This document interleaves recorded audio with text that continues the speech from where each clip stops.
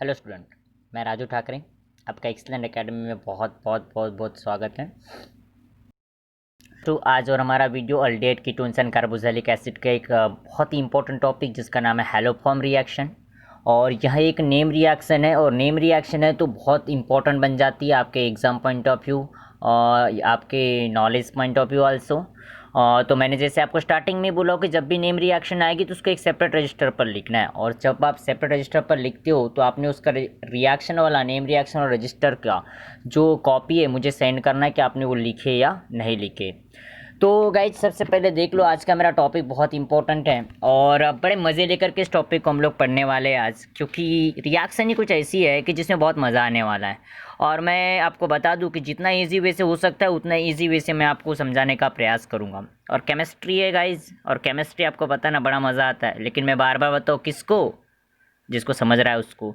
और जिसको नहीं समझ रहा है ना, उसको कुछ नहीं समझता, छोड़ छाड़ करने की घर बैठने की इच्छा हो जाती है, छोड़ छाड़ कर देना पड़ा है। बिल्कुल केमिस्ट्री अपने बस की बात नहीं, केमिस्ट्री बहुत बेवफा है ना। रात को पढ़ो दिन को सपा है, ऐसा सोच करके फिर हम छोड़ छाड़ कर देते हैं पूरा और बैठ जाते चुपचाप, कीर्तन करेंगे बाद में, है ना।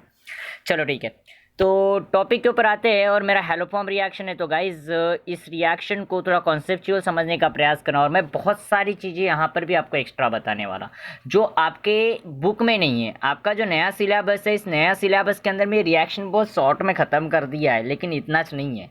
इस रिएक्शन को बहुत डिफ़िकल्टी से समझना बहुत ज़रूरी, डिफ़िकल्टी से नहीं लेकिन बहुत डिटेल लेवल से समझना बहुत क्या ज़रूरी है, क्योंकि इसके ऊपर में JEE में एंड MST CET उसके साथ में नीट, इन तीनों के अंदर में इसके ऊपर में क्वेश्चन सबको पूछा जाता है। और इसका बहुत फेमस अगर क्वेश्चन अगर बोले इसके ऊपर का, तो आपको इसके अंदर में यूज होने वाले X2 और NaOH के मूल के ऊपर में क्वेश्चन आपको बहुत से बार दिखाई देगा। अगर आप क्वेश्चन पेपर अगर प्रिपेयर कर रहे हो नीट JEE के या MST CET के, तो वहाँ पर आपको दिखाई देगा। तो गाइज इसको knowledge point of view and your competitive exam point of view भी इस रिएक्शन को बहुत इंपॉर्टेंट कर देना है, ठीक है। मैं सवेरे देख रहा था, मुझे बहुत सारे क्वेश्चन इसके ऊपर में दिखे, और इस वजह से मुझे लगा कि इस वीडियो को फटाफट बना करके आपको देना चाहिए ताकि आपका बहुत बेनिफिट हो सके। तो चलो, हैलोफॉर्म रिएक्शन, तो सबसे पहले हैलोफॉर्म वर्ड ये हमको क्या साउंड करता है, तो हैलोफॉर्म। अब हैलोफॉर्म मतलब क्या होता है आपको पता होना चाहिए। तो हैलोफॉर्म जनरली क्या लिखते हैं, CH(X3). अब CH(X3) का फॉर्मेशन करना है, डिटेल लूँगा मैं बाद में, लेकिन पहले अकॉर्डिंग टू बुक ये कैसी मेथड दी गई है इसके बारे में हम लोग पहले क्या कर लेंगे, डिस्कस कर लेंगे, ताकि हम लोगों को बुक के हिसाब से कॉन्सेप्ट हमको समझ में आ जाए। तो गाइज इसके अंदर में सबसे पहले अगर बात करोगे तो हैलोफॉर्म रिएक्शन की बात कर रहे हैं, तो इसमें हमको सबसे पहले देखो अपने को करना क्या है। ये रिएक्शन अल्कोहल से भी हो सकती है, कीटोन से भी हो सकती है, और मैंने यहाँ अल्डिहाइड नहीं लिखा, लेकिन ये रिएक्शन अल्डिहाइड से भी हो सकती है, क्योंकि आपके बुक में अल्डिहाइड नहीं लिखा था, बट मुझे पता है कि एक अल्डिहाइड से रिएक्शन होती है। समझ में आ रहा है मैंने क्या बोला। लेकिन इसके लिए कंडीशन ये है कि हमारे जो अल्डिहाइड लेंगे, कीटोन लेंगे, या फिर कोई भी अगर ग्रुप लेते हैं तो अल्कोहल लेते हैं, तो उसके अंदर में एक तो भी क्या होना चाहिए, अल्फ़ा मिथाइल ग्रुप उसके अंदर में होना चाहिए। अगर अल्फ़ा मिथाइल ग्रुप है तब जाकर के आपकी वो मेथड होगी। तो जैसे कार्बोनिल कार्बन को अपन ले ले, तो उसके एडजासेंट जो कार्बन होता है वो अल्फ़ा होता है, मतलब यहाँ ये भी अल्फ़ा और ये भी अल्फ़ा। इसी जो गिवन एग्जांपल दिया उसके अंदर में 2 अल्फ़ा कार्बन एटम है, मतलब कार्बोनिल कार्बन के पास का right side and left side दोनों साइड में अगर है तो वो क्या होगा, अल्फ़ा कार्बन होगा। तो अल्फ़ा कार्बन ही नहीं, अल्फ़ा मिथाइल ग्रुप होना चाहिए। क्या होना चाहिए, अल्फ़ा मिथाइल ग्रुप अगर जिसके अंदर में है तो वही अल्डिहाइड में या वही कीटोन के अंदर में ये रिएक्शन होगी, अन्यथा ये रिएक्शन नहीं होगी। पहली बात तो बता दूं, इसके अंदर में जब भी अगर देखो तो हम आइडोफॉर्म का जनरली फॉर्मेशन करते हैं, तो आपके माइंड में क्वेश्चन आया होगा कि आइडोफॉर्म ही क्यों, हम क्लोरोफॉर्म क्यों नहीं करेंगे, हम ब्रोमोफॉर्म क्यों नहीं करेंगे। हम कर सकते हैं, कोई प्रॉब्लम वाली बात नहीं है, लेकिन ये जो रिएक्शन है ये लेबोरेटरी में रिएक्शन हम लोग करते हैं। लेबोरेटरी में इसके अपन क्या करते हैं, टेस्ट करते हैं। तो उसके अंदर में अगर टेस्ट के डिस्टिंग्विशिंग प्रॉपर्टी उसके अंदर में होनी चाहिए। अब वो कैसी होनी चाहिए, क्या होनी चाहिए, मैं वीडियो में आगे बताऊंगा, लेकिन पहले मेथड को समझ लेते हैं गाइस। मेथड क्या बोलती है पहले इसको समझ लो। तो सबसे पहले क्या करना है, कोई भी अल्डिहाइड या फिर अल्कोहल को वार्म करना है सोडियम हाइड्रोक्साइड एंड किसके साथ में, आयोडाइन के साथ, सोडियम हाइड्रोक्साइड एंड आयोडाइन के साथ में। और ये C2 में अपने को यहाँ पर क्या लेना है, सोडियम हाइपो आयोडाइड लेना है। C2 में इनके साथ में रहेगा ये, ठीक है। तो सोडियम क्या लेना है, हाइपो आयोडाइड लेना है। तब जाकर के क्या होगा, एक प्रेसिपिटेट बनेगा येलो कलर का। कैसे कलर का, येलो, पाल येलो बोल सकते हो, लाइट येलो बोल सकते हो। लाइट येलो कलर का एक प्रेसिपिटेशन बनेगा लेबोरेटरी के अंदर में, ठीक है। तो जनरली तो येलो कलर का जब वो प्रेसिपिटेशन बनेगा गाइस, तो उस प्रेसिपिटेशन होगा तुम्हारा आइडोफॉर्म का। किसका? आइडोफॉर्म का। तो इसमें हो क्या रहा है कि जब अपन कोई भी अगर हम कीटोन लेते हैं, मैंने कीटोन लिया है कि एसीटोन का एग्जांपल लिया मैंने, तो इसके अंदर में क्या होता है कि जो sodium salt of fatty acid बनता है, उसके अंदर में sodium salt of fatty acid बनता है, तो ये मिथाइल ग्रुप को निकाल दो। ये मिथाइल ग्रुप तो आइडोफॉर्म में कन्वर्ट होने वाला है आगे जा करके। तो वहाँ के 2 एच बचे हुई है, तो सी एच और यहाँ का क्या हो जाएगा, आई आ जाएगा, 3 आया तो सी एच आई 3 बन जाएगा। और सी एच आई 3 बनने का ट्रिक्स है, ऐसा नहीं है, हाँ रिएक्शन ऐसी नहीं है, पहले ही बता दूं मैं आपको, रिएक्शन ऐसी नहीं है, मैं ट्रिक्स बता रहा हूँ इसको। यहाँ से 2 एच यहाँ से गायब कर दो, ये 3 आए हैं क्योंकि आगे 3 लगा है, तो 3 आए यहाँ पर ला लो, सी एच आई 3 बन गया उसका प्रेसिपिटेशन। बचा हुआ सी एच 3 सी ओ का ग्रुप था, सी एच 3 सी ओ के ग्रुप के साथ में एन ए ओ का ग्रुप को अटैच कर दो, तो Na का ग्रुप अटैच हो जाएगा, तो Na पॉजिटिव और O निगेटिव, तो तुम्हारा सोडियम एसिटेट बन गया। इसको हम sodium salt of fatty acid या कार्बोक्सिलिक एसिड बोल सकते हैं। उसके साथ साथ आपको यहाँ पर NaOH का सॉल्यूशन बाहर निकलते हुए दिखा रहा है, लेकिन ये अकॉर्डिंग टू योर बुक, ये method according to your book है। लेकिन ऐसा कॉन्सेप्चुअल अगर देखोगे तो ये आपको एग्जाम में पूछा तो इस हिसाब से बनाना है, लेकिन कॉम्पिटिटिव एग्जाम में आप ऐसे बनाओगे तो थोड़ा सा प्रॉब्लम हो सकता है। और इस वजह से गाइस इस रिएक्शन के थोड़े से और ज़्यादा हमको डिटेल में समझना ज़रूरी है। आई होप कि रिएक्शन समझ में आ गई होगी। आपको एक कंडीशन ध्यान रखना है, और इसको और में ऐसे ही बना सकते थे अपन, आर सी भी ले सकते थे, डबल बॉन्ड ओ, और क्या ले सकते थे, सी एस 3 भी ले सकते थे। एक साइड में सी एस 3 का ग्रुप होना चाहिए, ये बहुत बड़ी कंडीशन है। क्या होना चाहिए? सी एस 3 का ग्रुप होना चाहिए एक तो भी साइड में, मतलब अल्फा नंबर पर बच्चों। कौन से नंबर पर? अल्फा नंबर पर हमको क्या होना चाहिए? मिथाइल का ग्रुप होना चाहिए। बहुत बड़ी बात बता रहा मैं आपको। वो अगर कंडीशन आपने याद रखे तो पटापट पटापट एग्जाम में क्वेश्चन बनेंगे, अन्यथा अब नहीं बनेगी ये मेथड आपसे। ठीक है गाइज। अब मुझे एक, मैंने जो स्टार्टिंग में सवाल किया था कि यहाँ पर हम आइडोफॉर्म का ही क्यों फॉर्मेशन करते हैं, आपको सवाल आया होगा आइडोफॉर्म का ही क्यों फॉर्मेशन हमने किए सर, बाकी क्यों नहीं कर सकते सर। ये बड़े सवाल हमारे माइंड में चलते हैं, और सवाल जिसके माइंड में नहीं आता है तो स्टूडेंट नहीं है। पहले ही बता दो, स्टूडेंट के माइंड में सवाल आने चाहिए, और बहुत सारे आने चाहिए, ढग भर जिसको बोलते हैं मेरे लैंग्वेज में, से मैक्सिमम सवाल आना चाहिए। तो मैंने आइडोफॉर्म ही क्यों बोला, तो पहली एक चीज़ याद रखो, ये मेथड लेबोरेटरी में होने वाली है। अब लेबोरेटरी में मेथड होती है तो आपको ऐसी कुछ प्रॉपर्टीज उसके अंदर में चाहिए कि जो आंखों से हम लोग क्या कर सके, ऑब्जर्व कर सके। अगर मैं क्लोरोफॉर्म को लेता हूँ तो क्लोरोफॉर्म है colourless with pleasant smell. Colourless मतलब जिसका कोई कलर नहीं होता और जिसका प्लीजेंट स्मेल होता है, बहुत बढ़िया स्मेल। हा, चले जाना लेबोरेटरी में और लेकर देखना थोड़ा सा स्मेल, ज़्यादा भी मत लेना, ज़्यादा स्मेल लोगे तो बेहोश गिर जाओगे, वहीं पर गिरे पड़े रहोगे, इसमें मेरी जिम्मेदारी नहीं रहेगी। क्योंकि आपने टीवी वगैरह में देखे होगे, कोई सीरियल वीरियल्स में देखे होगे, आगे से कोई रुमाल पकड़ के आता है, सीधे मुंह के ऊपर रखता है, चला जाता है, वो बेहोश गिर जाता है वो इंसान, है ना। तो वो क्लोरोफॉर्म है, वहाँ पर क्लोरोफॉर्म का हम लोग क्या कर सकते हैं, यूज कर सकते हैं। ठीक है बच्चों, ज़्यादा स्मेल नहीं लेना है, प्लीजेंट स्मेल होती है, अच्छी स्मेल होती है, लेकिन हमारे बॉडी के लिए बहुत घातक हो जाती है, हमारा ब्रेन काम नहीं करता, नौसी होता है, जी मचलाएगा, और हो सकता है कि हम अनकॉन्शियस भी हो सकते हैं। ठीक है गाइस, तो इसका कलरलेस सॉल्यूशन है, और कलरलेस को हम आइडेंटिफाई नहीं कर सकेंगे, डिस्टिंग्विश नहीं कर पाएंगे, हम लोगों को टेस्ट डिटेक्ट नहीं होगी, क्योंकि लेबोरेटरी में थोड़ी हमको वहाँ पर दिखने वाला है कि वो CHCl3 है या CHI3 है, CHCl3 है या CHBr3 है, ऐसा दिखने नहीं वाला ना। हमको कलर चाहिए ना, हम बना प्रोडक्ट करके कैसे पहचाने, हम आइडोफॉर्म में बना बता रहे क्योंकि उसका क्या कलर है, आइडोफॉर्म येलो कलर का होता है। अब येलो कलर का होता है तो मुझे सोल्यूशन येलो कलर का बनते हुए दिखेगा, मैं पहचान जाऊँगा कि यहाँ पर हमारी मेथड क्या हो गई, कंप्लीट हो गई। लेकिन मैं इनमें कलरलेस में कैसे मुझे आइडेंटिफाई होगा, मैं आइडेंटिफाई नहीं कर पाऊंगा ना, तो इसीलिए मैं क्लोरोफॉर्म को नहीं लूँगा, तो क्लोरोफॉर्म टेस्ट नहीं करेंगे हम लोग। अब ब्रोमोफॉर्म को क्यों नहीं लगी, ये भी एक कलरलेस है, वही बात फिर से घिसी पिटी रिपीट हो गई।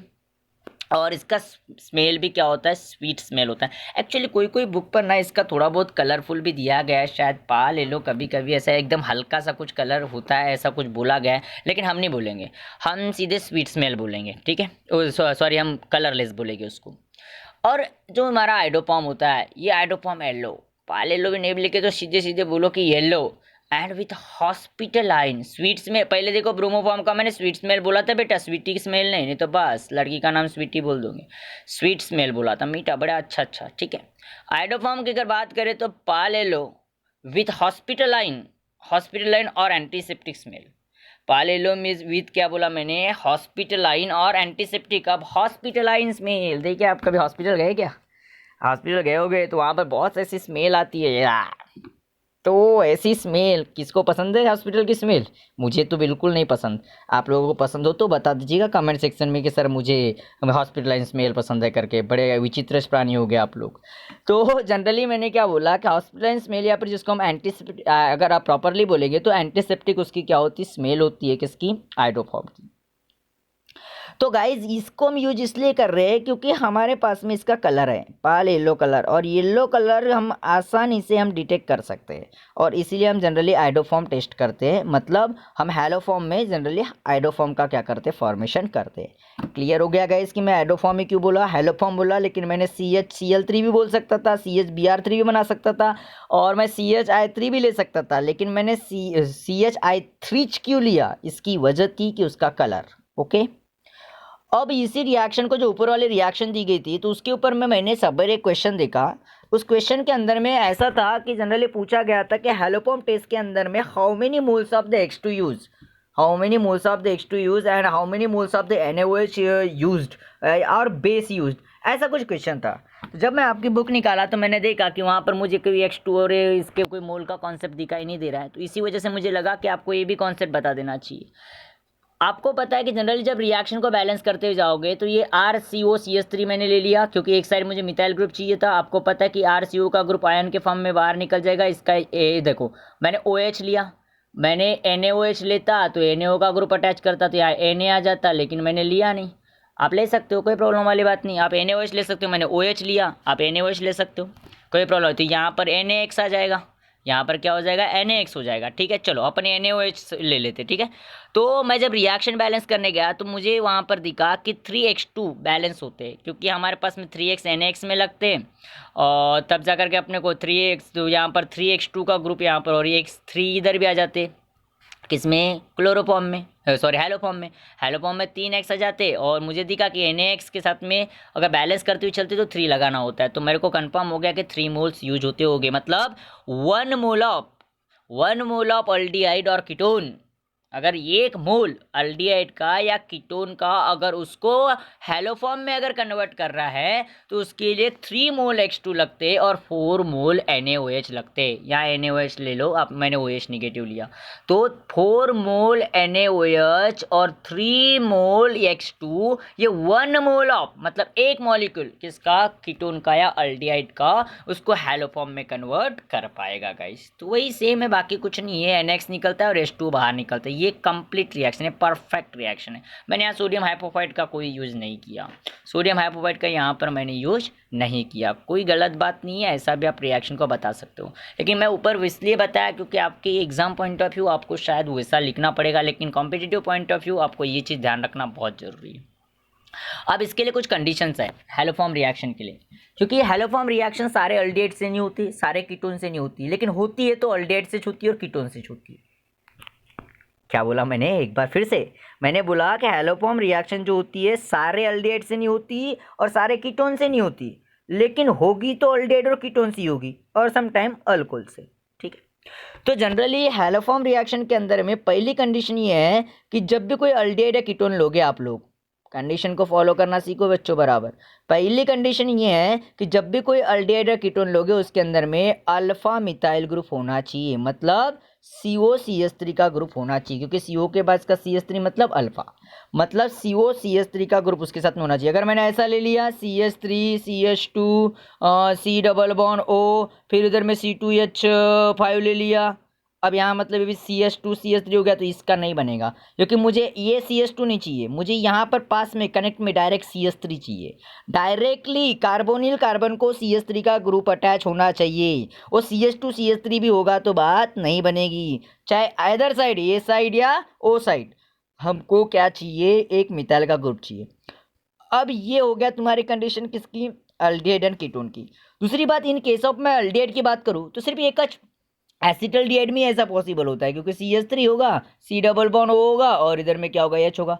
इसके बाद में देखो तो ये चेन बढ़ेगी ना इधर, इसके बाद के अगर पेरेंट लूंगा तो बढ़ेगी, HC डबल बॉन्ड O में तो होगा ही नहीं, HC डबल बॉन्ड OH, मतलब फॉर्मिक एसिड में तो पॉसिबल ही नहीं है रिएक्शन। सिर्फ एसिटल्डिहाइड। इसके बाद में अगर आगे बढ़ाता हूँ मैं, अगर कर दिया CH3 कर दिया, CH2 कर दिया और C डबल बॉन्ड O और क्या कर दिया H कर दिया। अब बच्चों यहाँ पर मिथाइल इधर है लेकिन अल्फा नंबर पर नहीं है, तो अल्फा नंबर पर नहीं है मतलब ये रिएक्शन यहाँ पर नहीं होगी। बार बार समझ लो, अल्फा नंबर पर होना चाहिए। और देखो दूसरे साइड में तो H होता है, उधर तो होगा ही नहीं ना, मतलब ओनली एसिटल्डिहाइड से ही कीटोन के अंदर, अल्डिहाइड के अंदर में हैलोफॉर्म टेस्ट हो पाएगी।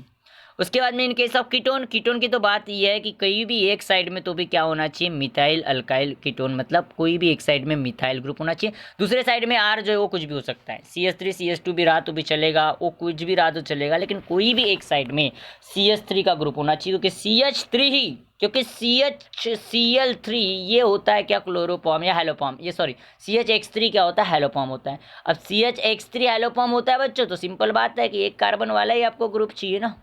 अब एक कार्बन वाला ग्रुप मतलब कौन सा है, मिथाइल ग्रुप है, तो मिथाइल ग्रुप ही चाहिए, इसके अलावा कुछ नहीं हो सकता। Is it clear guys? अब आपके बुक के अंदर में और एक चीज़ है कि जिसका नाम है आइडोफॉर्म टेस्ट, जो दी गई नहीं है बट मैं आपको बता रहा, क्योंकि आपको पूछेगा इसके ऊपर में, क्वेश्चन एग्जाम में भी आएगा, बोर्ड में भी आएगा, आइडोफॉर्म टेस्ट करने के लिए आपको जरूर पूछेगा। तो आइडोफॉर्म टेस्ट कब यूज होती है, जब कहीं भी दो अल्डिहाइड अगर हो गए। अब दो अल्डिहाइड अगर मान के चलो कि दिए गए, तो ना वहाँ पर सिल्वर मिलॉस टेस्ट काम करती, ना वहाँ पर टॉलरेंस रिएजेंट वाली टेस्ट काम करती है ना। तो फिर आप उसको डिस्टिंग्विश कैसे करोगे?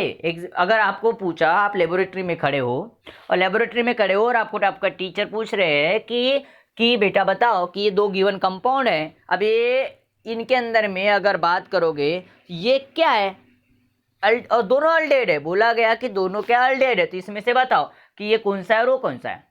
तो इस समय पर आपको एक ही मात्र टेस्ट है जिसका नाम है आइडोफॉर्म टेस्ट। तो आइडोफॉर्म टेस्ट के डिस्टिंग्विशिंग के लिए कैसे पता करोगे आप लोग, कि आपको पता है कि आइडोफॉर्म टेस्ट करने के लिए अपने को उसी का आइडोफॉर्म उसी अल्डिहाइड से बनेगा या कीटोन से बनेगा कि जिसके अंदर में अल्फा मिथाइल ग्रुप होगा। तो आपके पास में दिया गया, जनरली मैंने एक एग्जांपल लिया, देखिए ऐसा लिखना, लास्ट में ऐसा मत लिखना कि पहले में पॉजिटिव और दूसरे में निगेटिव आई, तो ये कंपाउंड में पॉजिटिव है और उस कंपाउंड में निगेटिव टेस्ट है, ऐसा अगर लिखोगे तो एग्जाम में मार्क नहीं मिलेगा। आपको सेंटेंस वाइज बराबर लिखना पड़ेगा कि कुछ अगर ऐसा लिखना कि अगर मान के चलो कि मैंने देखो एग्जाम्पल में लिया कि फॉर्मल्डिहाइड और अल्डिहाइड, इनके बीच में डिस्टिंग्विशिंग टेस्ट अपने को करना है। तो पहले आइडोफॉर्म टेस्ट यानी क्या होता है कि जहां पर हम लोग क्या करते हैं कि कोई भी अल्डिहाइड या कीटोन जिसके अंदर में अल्फा मिथाइल ग्रुप होगा, वो I2 ओवर NaOH के साथ, I2 ओवर NaOH के साथ में वो वहां पर रिएक्शन होगी विथ, तब जाकर के वो क्या मिलेगा, एक येलो कलर का पीपीटी मिलेगा, yellow colour PPT with antiseptic smell.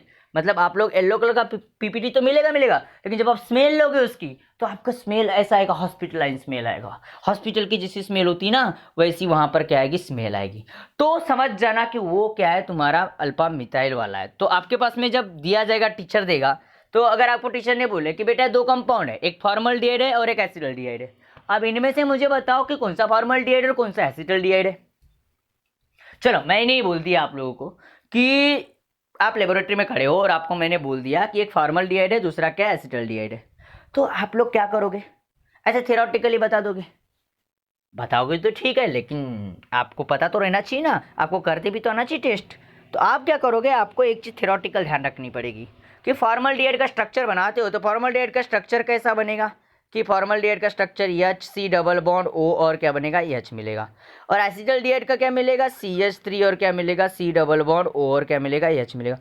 Clear? इससे आइडोफॉर्म बनेगा और इससे आइडोफॉर्म नहीं बनेगा। मतलब आपको क्या बताना पड़ेगा कि जब आपने टेस्ट किए, आइडोफॉर्म टेस्ट किए, तब जाकर के कब क्या किया आपने, पहले वाला फॉर्मल्डिहाइड को क्या किया, ट्रीटेड किए किसके साथ, I2 over the NaOH, then no yellow colour PPT formed, मतलब कोई येलो कलर की पीपीटी फॉर्म नहीं हुई, yellow colour PPT is not formed, ऐसा भी लिख सकते हो आप लोग। बट सेकंड टाइम आप एसिटल्डिहाइड के साथ में स्टडी करोगे तब आपको बताना पड़ेगा when the acetaldehyde treated with I2 और the NaOH then it gives yellow PPT with antiseptic smell, ऐसा आपको लिखना पड़ेगा। मतलब ऐसा नहीं लिखना कि फॉर्मल्डिहाइड में निगेटिव और एसिटल्डिहाइड में पॉजिटिव, ऐसा लिखोगे तो मार्क्स नहीं मिलेंगे, बार बार बता रहा हूँ मैं। कैसा लिखना, पहले फॉर्मल्डिहाइड लेना, दूसरा क्या लेना, एसिटल्डिहाइड। तो फॉर्मल्डिहाइड को आप रिएक्ट किए होंगे ट्रीटेड विथ I2 और NaOH, then no yellow colour PPT is obtained, या फिर yellow colour PPT is not obtained, then again we react with किसके साथ में, acetaldehyde. Then again second point में लिखोगे the acetaldehyde react with I2 over NaOH, then it gives yellow colour PPT with antiseptic smell. Means that यहाँ पर अपने को clear हो गया कि एसिटल्डिहाइड और कौन सा क्या है, फॉर्मल्डिहाइड। ऐसे ही आप लोग एसीटोन में भी करोगे और बेंजोफिनॉन में। एसीटोन मतलब CH3C double bond O CH3। Acetone means क्या हो जाएगा, CH3 क्या हो जाएगा, देख लो आप लोगों को समझ लो। एसीटोन मतलब CH3C डबल बॉन्ड O और क्या हो जाएगा CH3। यहाँ पर अल्फा इधर भी है। इज इट क्लियर है कि यहाँ पर आपका क्या होगा, आइडोफॉर्म टेस्ट आएगी, यहाँ पर येलो कलर की पीपीटी बनेगी। लेकिन जब बेंजोफिनॉन लोगे बच्चों, तो बेंजोफिनॉन अगर लेते हो, बेंजोफिनॉन, तो बेंजोफिनॉन में क्या लोगे आप लोग, क्या करोगे, बेंजोफिनॉन दो बेंजीन की रिंग बनाओगे, बीच में सी होगा ग्रुप। देखो दो, याद देखो ये C डबल बॉन्ड O लोगे और बेंजोफिनॉल तो इस तरफ भी बेंजीन की रिंग आएगी। अब यहाँ पर मुझे बताओ कि यहाँ पर इधर भी अल्फा नहीं है, इधर भी अल्फा नहीं है, मतलब अल्फा पे मिथाइल नहीं है। मेरे को फिनाइल से मतलब नहीं है, मुझे एक साइड में तो भी क्या चाहिए था, मिथाइल चाहिए था। यहाँ मिथाइल है क्या, नहीं है। अब मिथाइल नहीं है तो इसका बिल्कुल पीपीटी फॉर्म नहीं होगी। तो मतलब हम पहचान लेंगे कि जिससे येलो कलर की पीपीटी नहीं बनेगी वो तुम्हारा मतलब बेंजोफिनॉन है, और जिससे येलो कलर की पीपीटी बनेगी वो क्या है, एसीटोन है। हम आसानी से इसको डिटेक्ट कर सकते। तो ऐसा लिख लेना पहले वाले जैसे जैसे मैंने बताया, और लिखोगे तो मुझे लिख कर भेजना कि इसका आंसर हम लोग ऐसे ऐसे लिखे सर करके, मुझे लिख के भेजना। मैं भी तो देखूँ कि आप लोग कैसे लिखते हो, बताने के बाद में भी आंसर लिख पा रहे हो या नहीं पा रहे हो, तो वो मुझे भी समझ में आना चाहिए, ताकि मैं नेक्स्ट टाइम और कुछ ट्राई करूँगा। थर्ड वाले में भी वही है गाइस, एसिटल्डिहाइड और प्रोपेनल्डिहाइड। मतलब देखो जब अल्डिहाइड अल्डिहाइड रहे या अल्डिहाइड कीटोन रहे, सॉरी अल्डिहाइड अल्डिहाइड रहे या कीटोन कीटोन रहे, तब जाकर के आपको ये टेस्ट बहुत काम में आने वाली है। तब जाकर, क्योंकि देखो टॉलरेंस रिएजेंट या सिल्वर मिरर टेस्ट ये कीटोन अल्डिहाइड को डिस्टिंग्विश करती है, लेकिन ये टेस्ट ऐसी है कीटोन कीटोन और अल्डिहाइड अल्डिहाइड इनको भी क्या कर सकती है, टेस्ट क्या कर सकती है, डिस्टिंग्विश करती है। एक चीज़ का ध्यान रखना है कब यूज करना है करके। तो यहाँ पर भी वही एसिटल्डिहाइड है, मैंने पहले ही बोला कि एसिटल्डिहाइड में पीपीटी बनेगी और प्रोपेनल्डिहाइड में नहीं बनेगी ना। क्यों नहीं बनेगी, क्योंकि आपको पता है प्रोपेनल्डिहाइड में ऐसा CH3 होगा, CH2 होगा, फिर C डबल बॉन्ड O और क्या होगा, H होगा। तो पक्का मुझे अल्फा नंबर पर CH2 दिख रहा है, CH3 नहीं। अगर अल्फा नंबर पर CH3 नहीं है मतलब उसका बिल्कुल पीपीटी फॉर्मेशन नहीं होगा। ये चीज़ का बराबर तरीके से बच्चों ध्यान रखना है। Is it clear guys. ये चीज़ अपने को यहाँ पर आइडोफॉर्म टेस्ट बताती हुई जा रही है। अब इसके बाद में अगर नेक्स्टली अगर देखते हो आप लोग, तो मैकेनिज्म समझ लो, फटाफट मैकेनिज्म कैसा है, इसका मैकेनिज्म समझ लेते हैं फटाफट कैसा है। तो सबसे पहले देखो, आप कोई भी मिथाइल अल्डिहाइड लोगे, आपके सामने है, तो सबसे पहले इसके साथ में NaOH रिएक्ट होगा। तब क्या होता है, डबल बॉन्ड इसका क्या हो जाता है, ब्रेक हो जाता है। इसका डबल बॉन्ड क्या हो जाएगा, ब्रेक हो जाएगा, और यहाँ से एक H निकल जाएगा। यहाँ से H निकलेगा तो डबल बॉन्ड CH2 की तरफ आ जाएगा। तो CH2 के तरफ डबल, तो O के ऊपर में नेगेटिव चार्ज दिखाई दे रहा है। फिर X2 इस पिक्चर में आएगा, X2 पिक्चर में आएगा तो ये CH2 के पास में एक X आ जाएगा, एक X आ जाएगा तो इधर का बॉन्ड टूटेगा, डबल बॉन्ड जो आया था अभी वो टूटेगा, और वो फिर से O के तरफ क्या हो जाएगा, शिफ्ट हो जाएगा। तो O के ऊपर का चार्ज हट जाएगा, यहाँ का चार्ज पूरा हट जाएगा। अब उसके बाद में एक ये ने X बाहर निकल गया, वैसा सेम रिपीट होगा, फिर से एक X आएगा, X2 के साथ में रिएक्ट करोगे तो ये X के जगह पर ये छटते जाएगा, X आते जाएगा तो ये X2 बजाएगा, लास्ट में X3 हो जाएगा। एक एक बढ़ते बढ़ते जाएगा, बाकी की पिक्चर जैसी की वैसी। फिर OH पिक्चर में आएगा। अभी देखो हैलोजन आया था, अब कौन आ रहा है, OH। मैंने इसलिए बोला था 3 मोल्स ऑफ X, देखो 3X, इसलिए क्या बोला था मैंने, 3 मोल्स ऑफ X। तो इसमें ध्यान रखना, इसके अंदर में ये अभी समझ में आता है मैकेनिज्म से कि 3 मोल्स ऑफ द हैलोजन क्यों बोला था मैंने, कि 3 मोल्स ऑफ हैलोजन इसलिए बोला था, मुझे पता था आगे जाकर के यहाँ हैलोजन 3 मोल यूज होने वाले।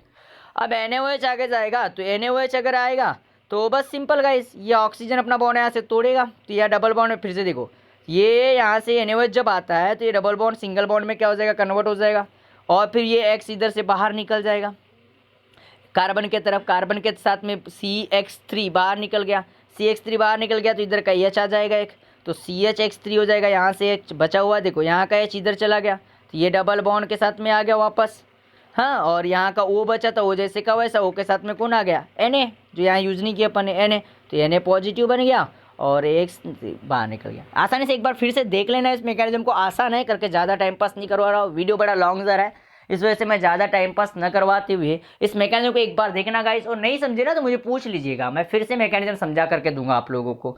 मैं थोड़ा शॉर्ट में ले रहा क्योंकि टाइम बहुत जा रहा है और इतना लंबा वीडियो शायद आपको देखने में भी तकलीफ हो जाएगी।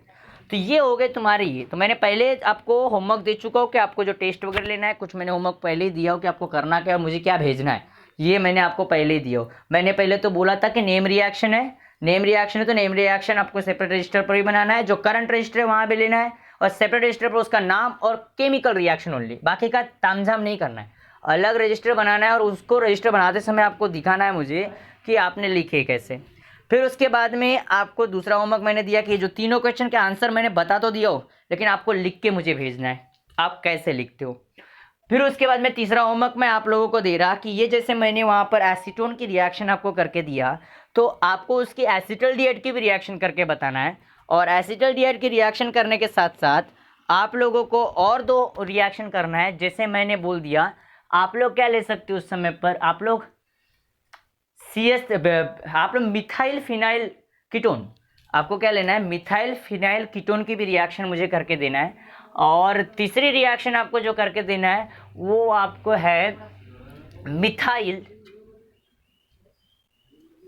वहां पर नो मिथाइल मत करो, इथाइल मिथाइल कीटोन की रिएक्शन कर दो। किसकी कर दो, इथाइल मिथाइल कीटोन की रिएक्शन कर दो। ऐसे 3 होमवर्क आपके लिए ये, और ऊपर के जो 3 क्वेश्चंस, और उसके साथ में आप लोगों को नेम रिएक्शन सेपरेट, इतना आपको क्या रहेगा, होमवर्क रहेगा। ये होमवर्क आपको बना करके देना है guys. And thank you so much guys for watching this video, thank you so much.